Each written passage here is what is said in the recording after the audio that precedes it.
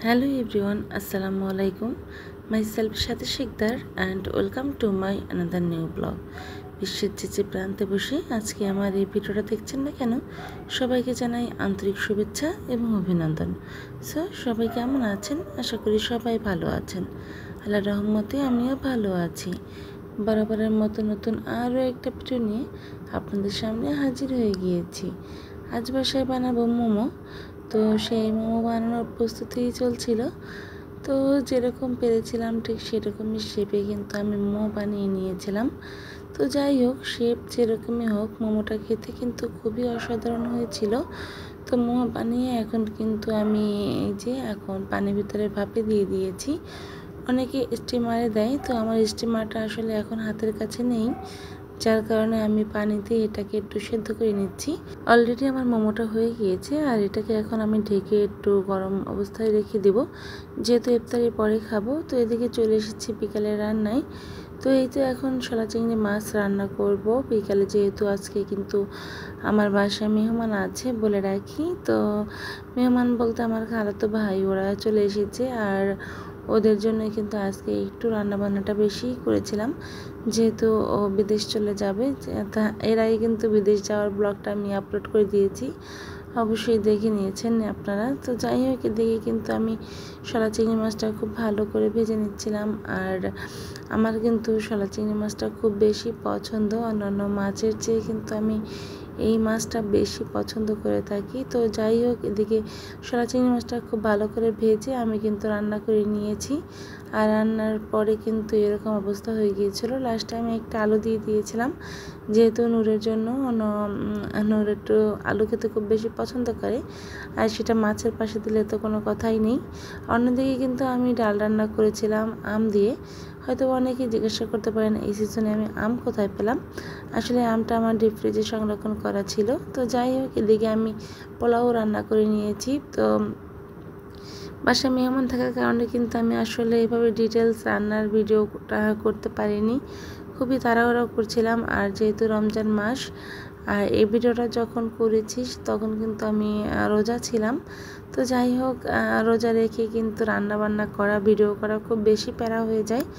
আর আমি আজকে মুরগি রান্না করেছিলাম, মাছ রান্না করেছিলাম, এখানে রুই মাছ ছিল, আর শোলা চিংড়ি মাছ রান্না করেছিলাম।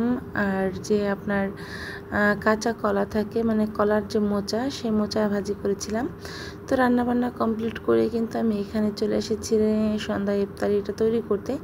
এখানে আমি খুব সুন্দর করে ফুলকো ফুলকো বেগুনি ভেজে নিয়েছি, আর ডিমের চপ, আলুর চপ, এগুলো তো থাকছেই। তো যাই হোক, এইগুলো ডিমের চপ। তো ডিমের চপ আর আলুর চপ, এটা কিন্তু আমি আলু দিয়ে একসাথে তৈরি করেছি আজকে। তো যাই হোক, এদিকে কিন্তু আমি এখন পেঁয়াজুটা ভেজে নিব।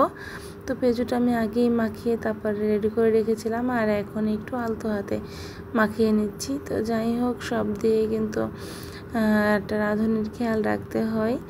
গুছিয়ে কাজ করলে কিন্তু খুব তাড়াতাড়ি আসলে কাজটা হয়ে যায়, যার কারণে কিন্তু আমরা সবসময় চেষ্টা করি একটু গুছিয়ে কাজ করতে। তো যাই হোক, যে তেলে আমি পেঁয়াজু মানে আলুর চপ ভেজেছিলাম বা বেগুনি ভেজেছিলাম, সেই তেলের ভিতরেই কিন্তু আমি এখন পেঁয়াজুটা ভেজে নিয়েছি। আর অলরেডি আজানের সময়ও হয়ে গিয়েছে, আর আমরা সবাই কিন্তু এখন বসে পড়বো ইফতারি করতে।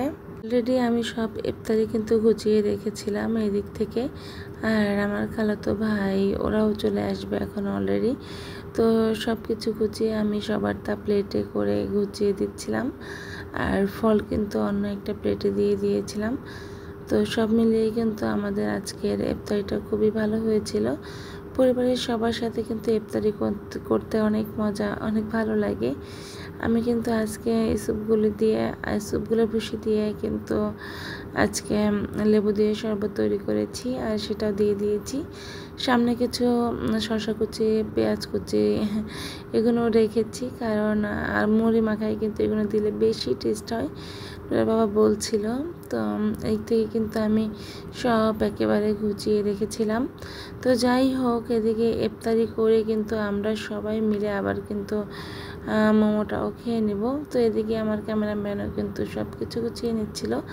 ওর প্লেটে, ও সবই একটা প্লেটের ভিতরে নিচ্ছিল। তো যাই হোক, সব দিক থেকে কিন্তু গুছিয়ে নিলেই দেখতে সুন্দর লাগে, আর খাবারটা পরিবেশন করতেও সবচেয়ে বেশি ভালো লাগে। এদিকে নূরের বাবার প্লেটটাও আমি সাজিয়ে দিয়েছিলাম।